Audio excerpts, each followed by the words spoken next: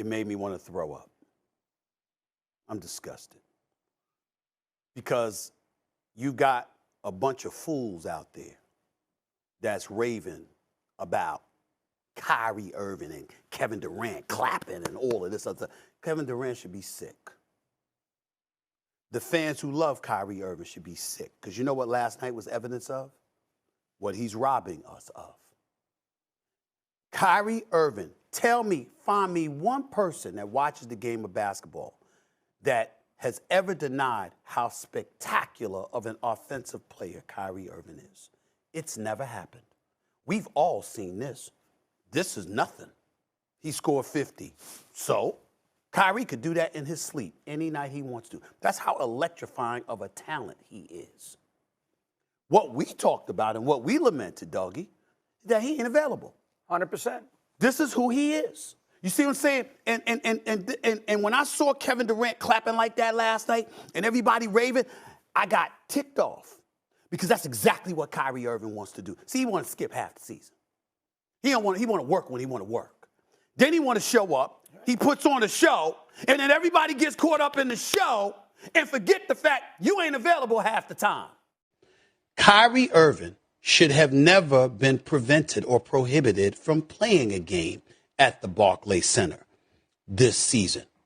The city of New York's rule is bogus, it is ridiculous, and it has no business being in place. And Eric Adams, the mayor, who I like, by the way, needs to step up and handle his business in this regard, in this specific regard. Yep, so Steven is back at it. Not Steven from Jingo, but Stephen A. from ESPN. And like you say, it was when Kyrie first got this whole weird thing where he can only play on the road before when the mandate first was announced and the Nets made that decision. Stephen A. actually was, neutral and objective about it, as you could see. But then once the agenda was laid down and he was basically put on COVID police patrol, he had to lay down the law. You've seen Shannon Sharp. He turned his back on Aaron Rodgers also, right? This is the agenda that they pushed. Now that the pandemic's over, we passed this whole thing, thank God. But, and when are they going to stop that, the whole mandate anyway? Like, let it go. But you're upset because Kyrie scored 50. The Nets beat the Hornets. Everyone was, celebrating. It was kind of like a reminder of how great of a player Kyrie is. We already knew that. And he was just like, this isn't right. He's never there. And I get it. The best availability, durability is the best ability. Availability is the best ability in sports. But Kyrie Irving, the thing is, he's a different kind of guy. Not to, excuse him. And I've never been a fan of a team that he played on. So I don't know what it's like to have a talented guy, other than injuries. Something is always going on where he can't play. But basketball is not the number one priority for Kyrie Irving. And that's the difference between him and majority of these other stars. Most guys with that kind of talent who can score at will, ball handling skill, there's nothing he can't really do. What's the weakness in his game? You can't really name any. And most guys that we've seen like that, basketball is everything to them. Even sometimes they'll even sacrifice family for the game of basketball. Spend countless hours at the gym, at the facility, this, that. Kyrie played ball his whole life, was a star at Duke, cashed out in Cleveland, won a championship early in his career, got another contract in Boston. He's on his fourth or fifth contract. At this point, I don't think he really, this is a job to him. I don't even know if he still loves the game like he used to. But this is not his number one priority. And that's why Kyrie takes the game so lightly. It's like, okay, if I play, I play. If I don't, I don't. And that bugs a lot of people. Especially a lot of old school traditional sports fans, especially old school basketball fans, because you're used to seeing guys back in the day, they played all 82 games. There was no guys resting starters for resting and, guys are, Greg Popovich would rest all the starters, and then you're robbing some of the fans from being able to see the stars. But the Nets made that decision that they were like, no, Kyrie can't play at home. It impacted ticket sales and a lot of things. And because the Nets are below 500, KD has had injuries, so he gets a pass. But Kyrie's getting most of the blame because he hasn't been able to play home games.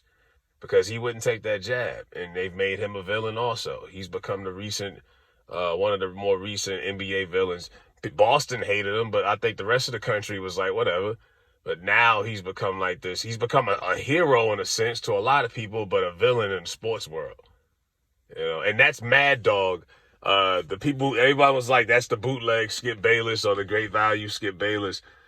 He's a big sports time radio media guy, like on the radio. He's been around. He's got some credibility, but yeah, that he does kind of look like Skip when you think about it. I wouldn't be surprised if that's the new pair up for First Take, as they still struggle with the ratings. But yeah, to say that it made him sick and all of this, like Stephen A. just be doing too much sometimes.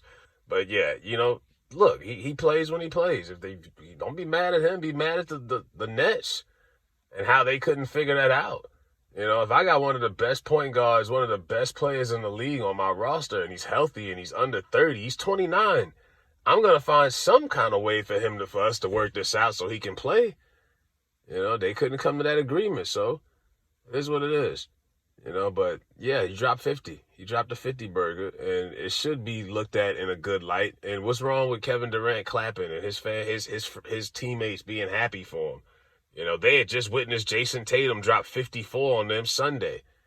And then they seen Kyrie turn around 2-3 nights later and did the same. So I think it was more about that. But sometimes, yeah, Kyrie Irving does have to remind people that he is still one of that guy. He is one of the nicest dudes in the game, period. And you can't really name that many flaws in his game. You would really have to nitpick. So, and that's what makes Stephen A. and a lot of these other people in the media, they hate it. Because as much as they could talk about how weird he can be or distant and this and that, and he don't want to do this, he's different, they can't deny what he can do on the court. And that's all that is.